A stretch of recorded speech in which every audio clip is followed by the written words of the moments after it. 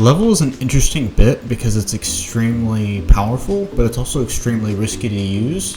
Today I want to deep dive into why that is and what you can do to take advantage of how powerful it is and what you can do to avoid the risk that comes with that reward. Level has 16 gears, making it hit very, very hard, and it makes for great smash attacks. And then it has protrusion in the center that makes it really easy for you to get LAD, so that means if you get pocketed and hop back out, you're going to have a lot of stamina left. And with that high risk and high reward power struggle, you can earn more points, but you could also lose points, and quite a lot. Because of those 16 gears, if you do hit the rail extremely early into the game when you're at your most powerful and you have your most stamina, there's a very good chance that you could just go straight through the extreme zone. It requires paying more attention to your opponent's combos and their launch tech, and then their overall skill whenever it comes to reading your launches as well. You're going to want to use blades that are great for smash attacks. That way you're taking full advantage of the power you get from level. You also want to go for some blades that are a little rounded as well. That way you can take advantage of the stamina that you get near the end of the game if you don't happen to get the KO on your opponent. Another advantage of having 16 gears on the level bit is that the gears are so close together that it's less likely for them to catch whenever you're doing a reverse X dash.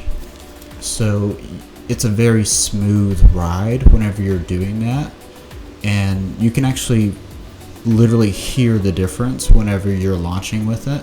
And I'm not just talking about that jet engine noise from the ridges on the side. I mean quite literally the noise that's coming from the actual rail. And if you are unsure, just compare that to the sound of like a low rush and you'll see what I'm talking about.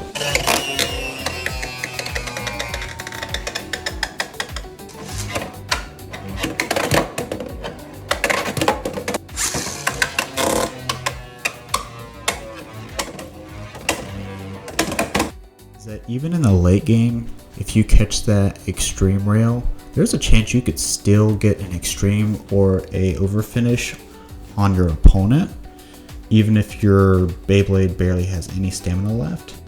There are multiple ways to avoid being self-pocketed or self-extreme when you're using the level bit, and it really just kind of depends on the situation, which is why it's considered a high ceiling bit to use. My favorite and what I think is the best way to launch is to launch from the X side, doing a reverse X dash for the longest possible stall that you can. What you're waiting for is your opponent's bay to use up as much stamina as possible and then just kind of settle into the center so that you can get a hit in on your drop, or when you do hit the extreme rail afterwards, you're more likely to hit it out the extreme zone or the over finish zone, which at the same time keeps you yourself from extreming or over finishing, because essentially if that bay is there, it's stopping you from going through.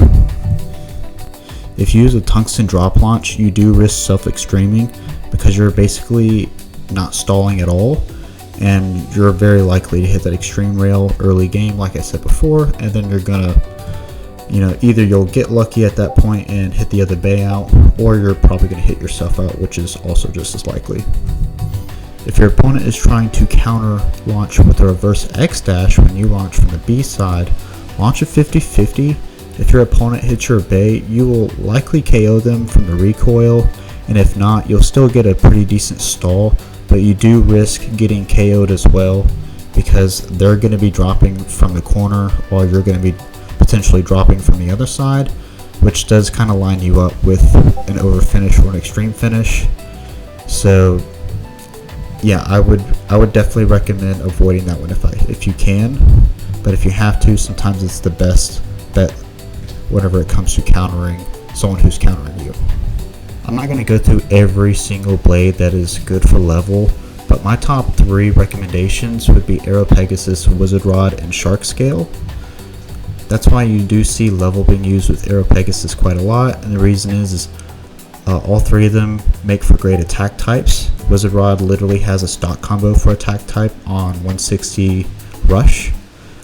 Because they do have great smash attacks, other than Shark Scale, who's more of a cutting attack, either way, it does take full advantage of the power that the level gives them, but also they're pretty decently rounded, so late game, if they don't get the win on the over finish or extreme finish, there's still a good chance they're going to conserve stamina from being rounded and then win the spin finish. The best ratchets that I can recommend from my experience and what I've seen are going to be 160 and 170. Those will let you hit a little harder, and with the rounder blades like I recommended before, that is super helpful, and the risk of self-pocketing isn't as risky or scary if you can pocket hop with a one-sided ratchet. And because of the 16 gears, the middle point of the level, you will have more stamina than most of the blades after hopping out of a pocket, versus something like on Rush that, there's still a good chance it can outspin, but not as likely if you head level. Another good ratchet is going to be 360. It adds more attack power, especially if you're using that on Aero Pegasus, where the 3 contact points line up really well with the blade, and it's super balanced, which makes the late game stamina even better.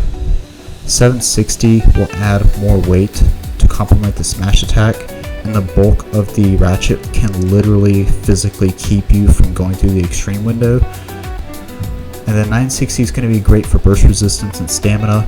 It's my least recommended ratchet just because it doesn't add very much attack value, but because your smash attacks are so hard hitting, sometimes you can quite literally burst yourself from hitting the other bay. It's not common, but it has happened. It has happened to me once or twice. So, I feel like it does have a place on this list for great ratchets for level. Whenever it comes to launchers between winder and string, my personal preference is going to be winder, but I will talk about both. With winder, you do get longer stalls using the launch tech that we talked about before, so you can take full advantage of all of level's strengths. The stronger the launch, the more you do risk. So launch tech and execution have to be done with very little margin of error. You can use shorter ripcords when you first start using a winder so that you can practice with a little less risk and reward, or risk and power from the launch. Otherwise, if you're using string, you do have less power, which makes it less likely for you to self-extreme or pocket yourself, but at the same time, less power also means you're attackable and you'll have less stamina in the late game. Finally, in my personal experience, I've found quite a lot of success using a winder launcher with a long ripcord on my Aero Pegasus. I've used 160, 360, and now I'm using 760. I do practice every day, and I still make mistakes, which can sometimes cost me a match. But whenever I do make mistakes like that, I don't get frustrated with the bit. I'm frustrated with myself, and I try to learn how I can improve. That would be my advice for anyone who wants to start using level or is currently using it and they're having trouble with it.